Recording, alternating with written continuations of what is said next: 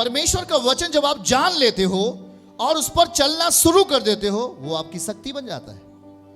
और जहां पर उस शक्ति का इस्तेमाल करना है, हमें इस्तेमाल करना चाहिए।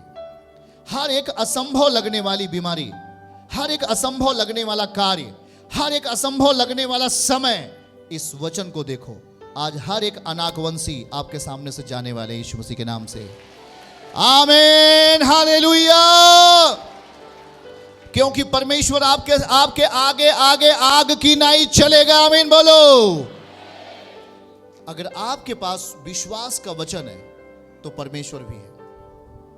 अगर हमारे पास विश्वास का वचन नहीं है तो हमारे पास परमेश्वर भी नहीं है। कोई अगर आदमी आज बीमार होता है, हॉस्पिटल जाता है, तो हमें विश्वास का वचन बोलना है। मेरे प्रभु, आपने वचन में लिखा है, मत्ती अध्याय 15 में 29 और 30 और 31 में, और कुछ भी बोल दो कि प्रभु आपने लिखा है कि मैं अपने विश्वास करने वाले को लज्जित नहीं करता।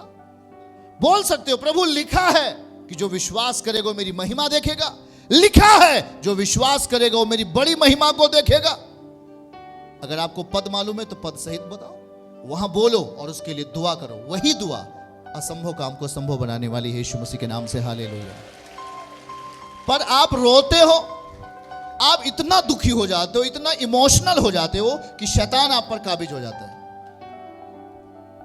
मैंने ऐसे लोगों को देखा, मिट्टी मरा हुआ आदमी, ऐसे लोग मर गया, उसमें से दुष्ट आत्मा निकला, दूसरे उसके बेटी को पकड़ा, उसमें से निकला, फिर उसके मम्मी को पकड़ा, उसमें से निकला उसके भाई को पकड़ा। मिट्टी ऐसे पड़ी हुई है, पर 3-3, 4-4 लोगों के अंदर दुष्ट आत्मा काम कर रहा है।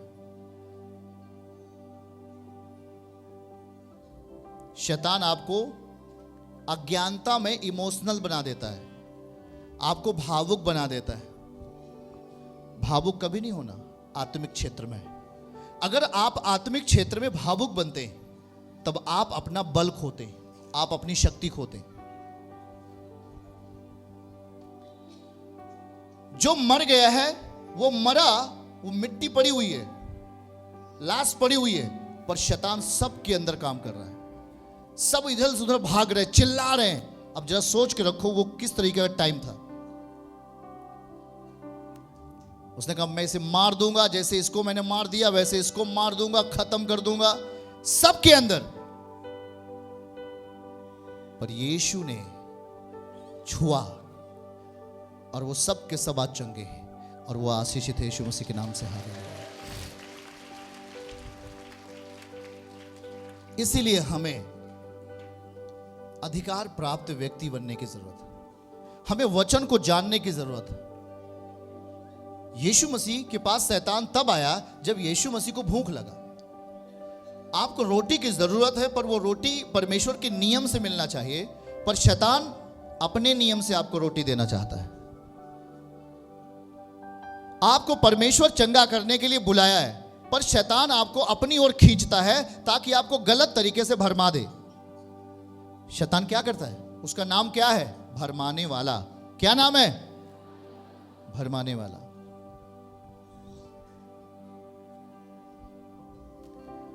इसलिए आपके अंदर वो एक लज्जा को डाल देता है। शैतान आपके अंदर एक शर्म को डाल देता है, और जब आप शर्म को अपने अंदर ले लेते हो, आप परमेश्वर से कहना, परमेश्वर से मांगना बंद कर देते हो। जिस चीज के लिए आप अभ्यास करते रहते हो उस चीज को आप छोड़ देते हो। कारण कोई व्यक्ति आपके पास आ गया, ओ जी आज 4 महीने हो गया, तुम्हारा हाल तभी वैसे ही है। कोई आदमी आ गया, कोई आपका रिश्तेदार आ गया और बोला और अभी आप 1 साल से जा रहे हो, अभी वैसे ही हो। शैतान ऐसा बोल करके आपको लज्जा महसूस करवाता है, और जब आप लज्जा महसूस अगर कर लिए तो शैतान का काम पूरा हो गया। वहां पर शैतान अपना प्रभाव डाल दिया। पर जैसे ही वो कहे, अरे तू अभी इतना साल हो गया, इतना महीना हो गया, तुझे अभी छुटकारा नहीं मिला, तुझे अभी चंगाई नहीं मिली, वो लज्जा देता है। इसी के आगे एक वचन दिखाइए, लूका 10 अध्याय के आगे देखिए, लूका 11 और उसके 5 से।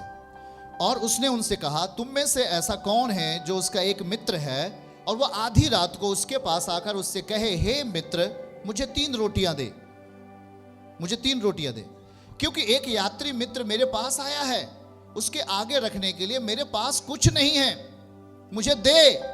7वां लिखा है, वो भीतर से उत्तर दे, मुझे दुख ना दे।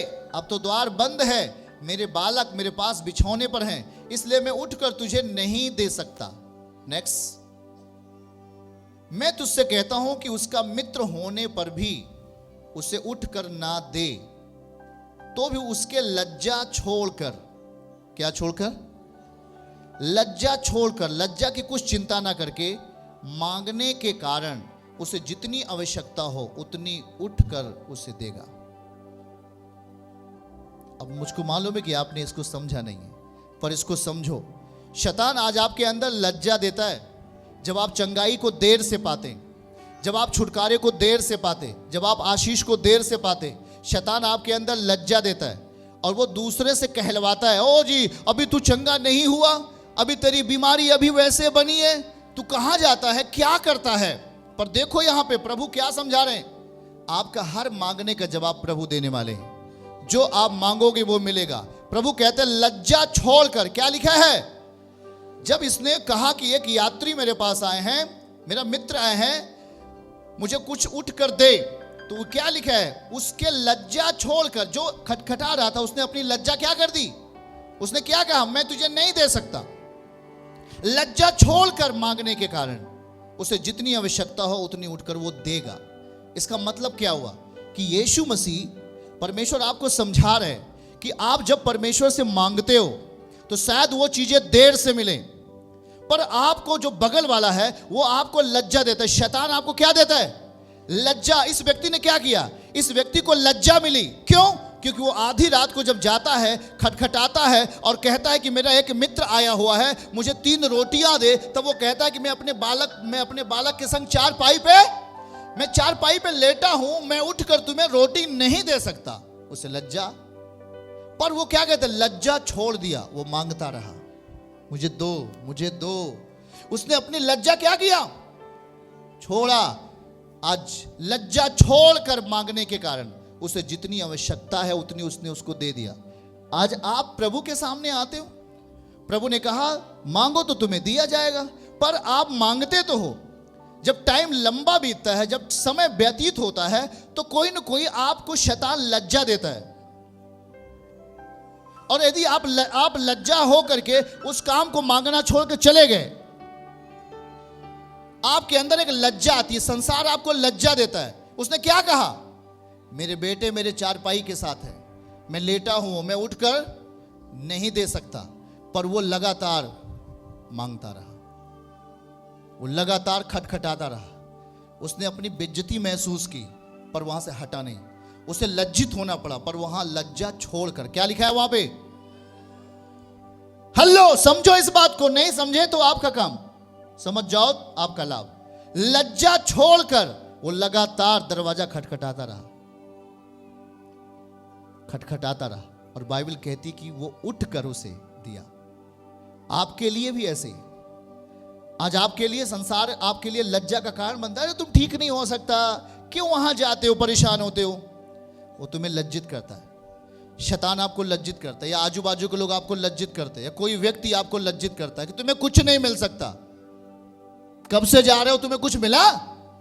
ये लज्जा आपको आती है। अगर लज्जा को आपने अपने अंदर ले लिया तब आप उस चीज को कभी नहीं पाओगे। इस व्यक्ति को लज्जा आई, पर लज्जा छोड़कर, मतलब लज्जा की चिंता ना करके, लज्जा की चिंता ना करके उस चीज को बार बार मांगता रहा, और उसको कहीं अधिक उसे मिल गया यीशु मसीह के नाम से। आज आपको भी ऐसे, अगर आपके समीप में कोई लज्जा की बात आती है, उसकी चिंता, बगल वाले से बोल, लज्जा की चिंता नहीं करना,